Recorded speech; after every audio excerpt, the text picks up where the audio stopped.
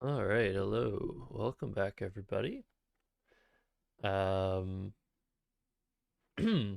so sometimes when it takes a while to get to games, to get over to annotating games, certain things go amiss. Sometimes you can't find your score sheet. Sometimes your score sheet is illegible. Bunch of things can happen, which is why it's always best practice to go over your games as soon as possible after a tournament ends. But as you can see above me, still games that I haven't annotated, which actually I need to fix here because I have annotated all of my 2022 games. Oh, it feels good to erase this. There you go. Very nice. Um, yeah, lots of games have gone amiss in my history. And we're going to go back to 2014 here. That's 8 years ago. We're going to go back to a tournament I played in Boston, the Boston area tournament. That was a very, very big tournament. It was probably, yeah, it was the biggest tournament in the Northeast for many years. And it featured a premier division.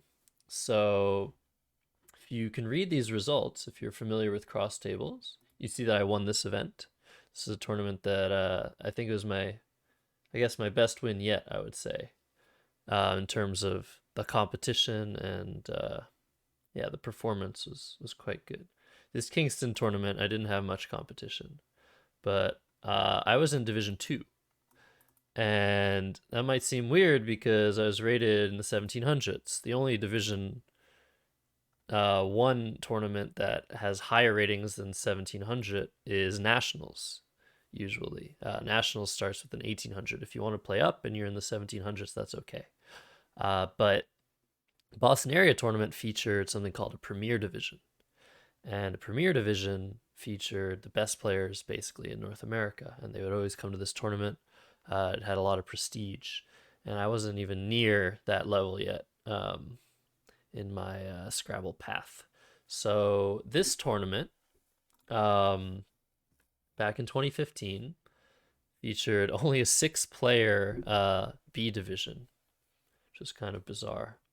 Um, but yeah, I thoroughly handled the field. The problem being, there was one game that I somehow failed to annotate properly, and it was this game, and game against Jacob Bergmann, and it's kind of difficult to read, but the scores are there. The plays are somewhat legible for me because it's my handwriting.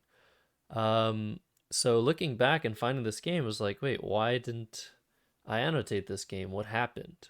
2014, as you can see, was the year that I did the best at annotating all of my games. Um, but yeah, this game just went amiss. I couldn't continue. There was a play that said I made that I couldn't figure out how I could have possibly played it. It was very weird. And so before starting this video, I made sure that I could actually figure out what was going wrong, because often I can't. Like often it's like I'm at a standstill. I don't actually remember what happened. I don't know how what I wrote could have happened. There's just no way to move forward, and that's always quite sad. For example, in 2015, I lost all of my score sheets from the National Scrabble Championship, which featured some really awesome games that I was no longer able to recreate after the fact. After 31 games, there were only a few of them that I could remember all the way through, and it was very sad. But yeah, I went back, I took a look at this game before starting this video, and I think I know what I did wrong the first time trying to annotate it. So without further ado, if you don't want to see the score, I'm going to show you what game it is here. You can close your eyes, but it's this one right here, and we're going to annotate it. I'm very excited because that means I get to finish the last puzzle piece in this tournament. And I like finishing things. that I start. Okay, so let's close this and let's get back into the analysis board and get started. So Jacob opens with Hugh. Plays it with the H on the star, and he plays it vertically. And I had to double check this as well because most people don't play vertically, but Jacob does. So good on Jacob. We like to see it. And my opening rack was this, and I didn't want to blow up my entire rack and use my S here, but it's probably okay to play Iries. Playing Irie is not okay because it opens a huge triple spot. And the only thing left to do is either exchange or play YE. I think I considered both Iries, exchanging, and playing YE somewhere. And maybe even playing Irie from the E. And I ended up playing YE here. Jacob follows with AAH for 22.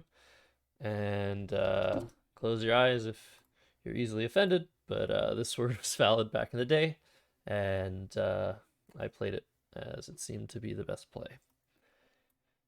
And here's where I messed up the first time. I don't know why I did this wrong, why I didn't just look at my score sheet. Maybe I was going from memory and I didn't have the score sheet with me at the time, but I originally put that Kia was my play here, or was Jacob's play here for 18, whereas it's clear on my score sheet that he actually played it one spot down for 20, which makes perfect sense. Why would you sacrifice 2 points for no reason? Pretty much anyone would see that this is still playable if you put it down a square.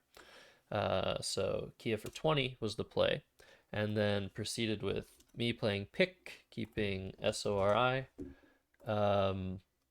And again, I thought this play was a row up, and still it would have scored 24, but the next play I wrote down was dope. And dope was played through the P. For some reason in my previous annotated game, I went with oped, which is 27, not 24, because the P was here. And yeah, so he plays dope, and this changes things. I can still continue the annotated game, whether or not I put the right words up here. I went ahead and played Spyroid for 78, and I actually even wrote on my score sheet trying to remember which SP blank ROID word, Spyroid, Sporoid, and Sparoid, which of them take an S. That's a nice quiz for you guys in the comment section. If you can guess off the top of your head which of the three forms of SP blank ROID take an S. I'd love to hear your responses in the chat. And don't worry, I still to this day can't seem to get it straight. Anyway, Spyroid comes down, and then Way comes down as a response of Jacob's. And it was at this point where I had this rack, I believe, and I could not figure out how possibly I played Wit for 24 here. But obviously, now that I fixed things, Wit for 24 is right here. Whereas with the previous version, Pick and Oped, there's no way to play Wit for 24, and I abandoned annotating this game as a result of just not figuring out where I played Wit for 24. I don't know if I was drunk. I don't know why I made this mistake, but here we are. I'm glad I can finally fix things. I did see Twist Store. I actually remember this. I saw the word Twist Store as a word I'd recently learned, and I thought it was pretty cool, but I thought it was way too dangerous to just open those two twisters, triples like that. Especially this one, because I don't want Jacob to be bingoing for a lot of points. I'd rather play Wit and keep much less strong leave. So that's what I did. And then he played Minuet. Here's where I hope I can get the rest of the game right. But I know that I can keep going from Wit. I think we're gonna get to the end of the game. Just crossing my fingers. I draw RT, and I play Risotto. I could play Torot. I think back in the day I didn't like playing so open. I liked keeping the board a bit more secure in terms of where bingos can go. But Torot is definitely a good option. Even Troop I probably considered but Tarot is definitely it's definitely a play that I would make from time to time these days, I think. The problem with risotto is a huge play can fit like right here at A12. It's not very easy to make a play here, but it's not very hard either. And if he's able to make a play there, I'm not really going to be ahead by so much. So I think these days I would probably go with Tarot. I don't know if I saw it, but I assume that if I did see it, I decided to play more defensively, maybe based on some sort of body language that I saw from Jacob. I'd already played him, I think, a couple games already this tournament, so I was trying to get a hold of how he plays. And anyways, Risotto is actually doing best on simulation, which is pretty interesting. I find it's quite an aggressive play in terms of like hoping to not get scored on. It also leaves a triple triple open. Um, but hey, it's really cool sometimes to look at my strategy and how it's changed from back in the day, and to even compare it with the simulation results. Um, but yeah, basically what happens now is he plays made for 50, and I'm just like, why did I do this? um, and actually, I draw two V's, so I'm in danger here. I'm only up 18. My rack is terrible. I don't have an S. I don't have a blank. And there's no way to defend against all the threats that exist on the board. So yeah, it's between a few plays on the A column or exchanging. I thought it was probably worth playing, and I played Rob, trying to keep both the I and the O for the V's. Obviously, keeping the I with the V's means that if I draw an A or an E, I get a four-letter word that might fit on a board that is created after, I don't know, say some random play somewhere. It's not super likely, but yeah, after Rob, I'm able to play it here, Vive and Viva. I think that's what I was thinking. But also I kept the O just in case I didn't draw any other vowels. That way I could maybe get myself out of this mess of keeping two V's. But maybe playing Brew instead is better to maximize my chances of drawing said A or E. And that's basically my plan. My plan is to try and draw a play at C6 that scores 16 points, and hope to survive this game. So yeah, it's probably Brew. Yeah, to maximize chances at Vive or Viva, C6. I think tactics small is what I'll call this one. So Rob is my play. And Tansy is a response from Jacob, and I think I held this word because I did write on my score sheet. Um, Here you go, Tansies. And I was like, yeah, that's a word. Okay. I don't know if I held the play or if I just considered holding the play. Um, but I let it go, which was good. And yeah, I didn't draw an A or an E, but I did draw a G, so I was able to play Vogue here. Again, I could exchange. We'll put the OVV exchange here. I get to bingo a lot after that. Our next turn, yeah, bingo 30%. That's pretty good. But I think taking the 19 points, again, I'm still ahead. I still have some tempo here. I preferred to not roll the dice in terms of trying to draw bingo with the ing, which we know is it's not the best idea a lot of the time, because although an ing is a very strong combination, it's probably actually the easiest suffix combination to keep. It's probably the suffix combination that draws into the most words ending in said combination. However, a lot of the time those words just won't fit on the board, given the G not being super hooky, I guess I'd call it. It doesn't hook many words, so you're gonna have to find a 7-letter word somewhere that plays, and oftentimes that's just not happening. especially on expert level boards. So Vogue is the play. Get rid of my G, and Arc is the response by Jacob.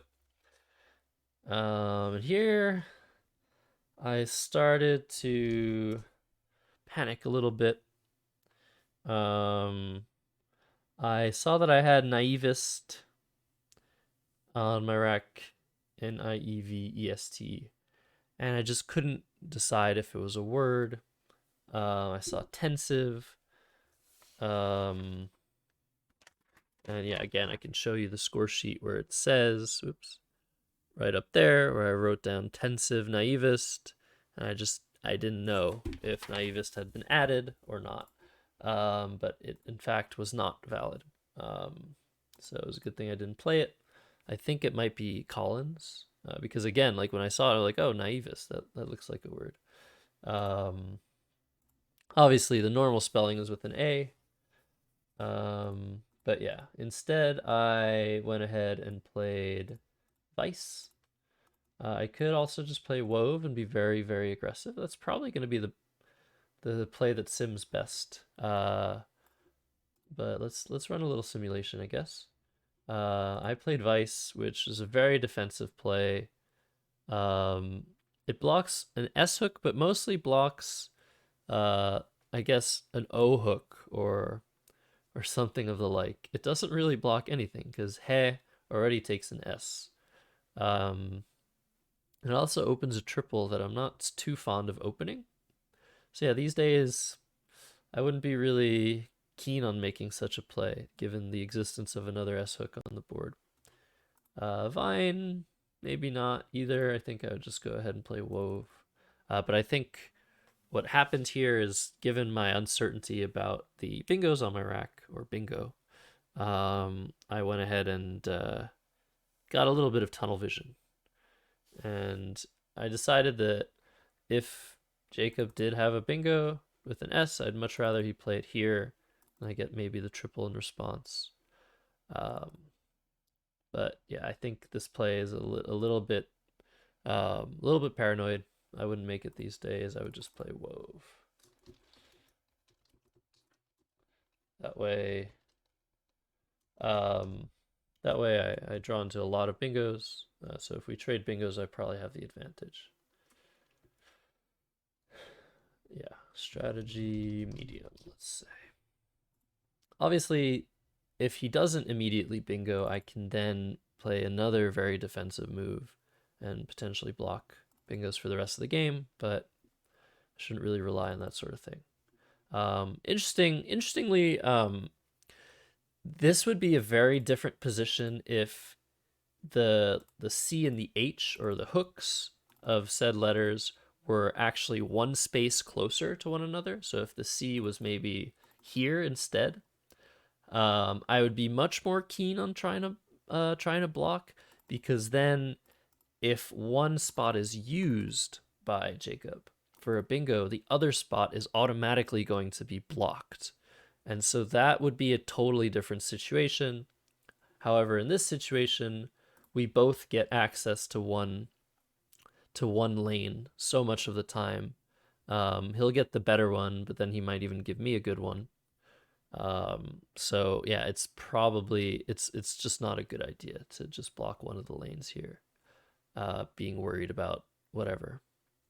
Anyways, all right. So I play Vice, which is my biggest mistake of the game so far. And Jacob goes ahead and plays FON. So where did he play that? Here for 13?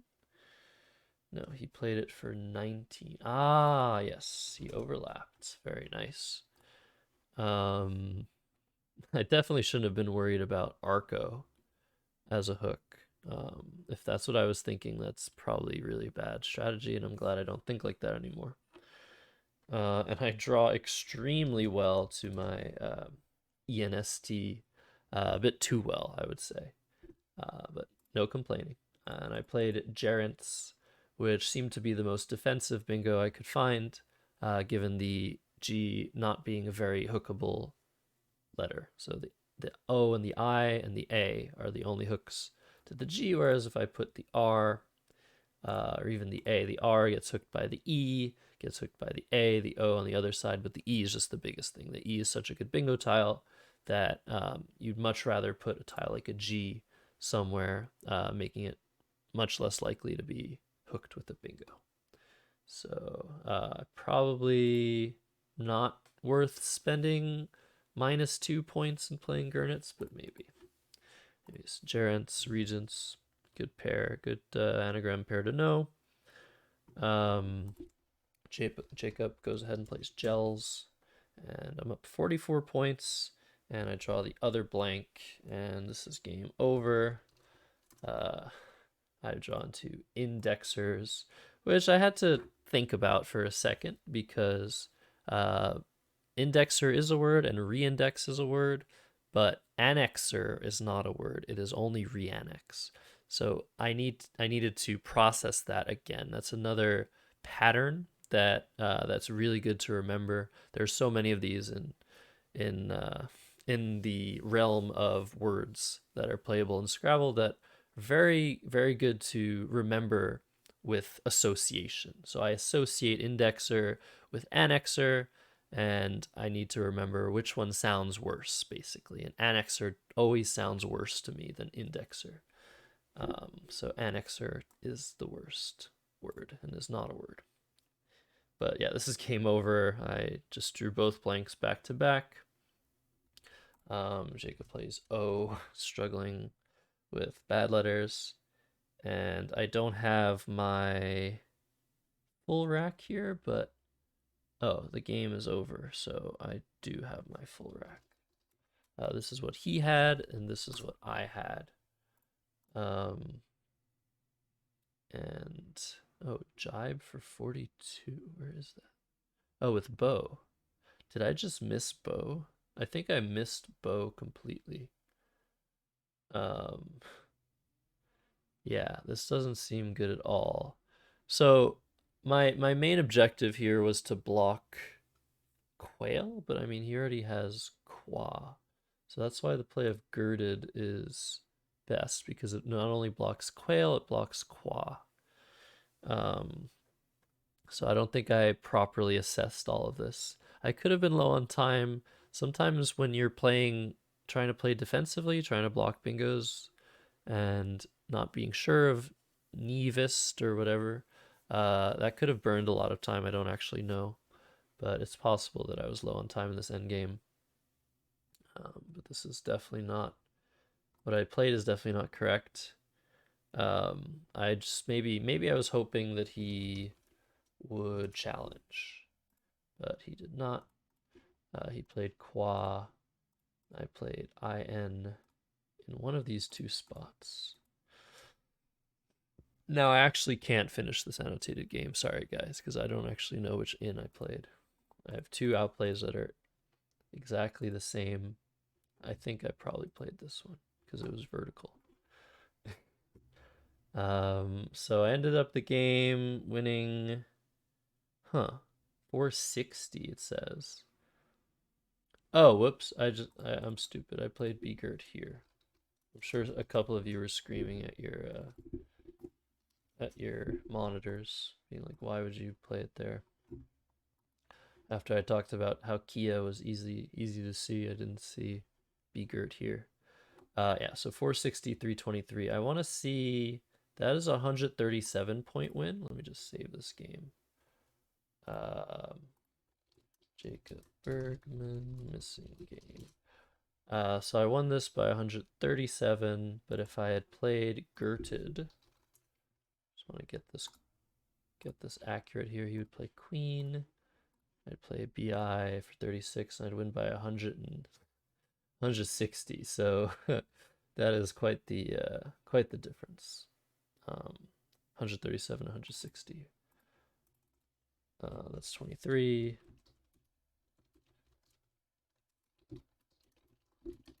Yeah, I think I spaced on a few things here. Endgame saddest. All right, let's go back. Yeah, maybe I was just banking on a challenge. Sometimes I'll do that. Sometimes I'll have this feeling that maybe my opponent's gonna challenge a word in the end game, and so I don't even have to try and solve the end game, because if they pass their turn, this is obviously the best end game for me. But yeah, Jacob knows his stuff. All right, perfect. So this is the first episode in this old annotated game series. I'm really excited to find some more. I actually have a little bit of a little pile here. I think I have like 6 or 7 more games here that I know that I haven't posted on Cross Tables. And probably as a result of that fact, I haven't annotated them either. So I'm really excited to get to those games from maybe 9 years ago, maybe 2 years ago, all sorts of games. So yeah, thanks for sticking with me, guys. Thank you for watching, as always, and I'll be back with more game analysis and other videos very, very soon. All right, catch you later.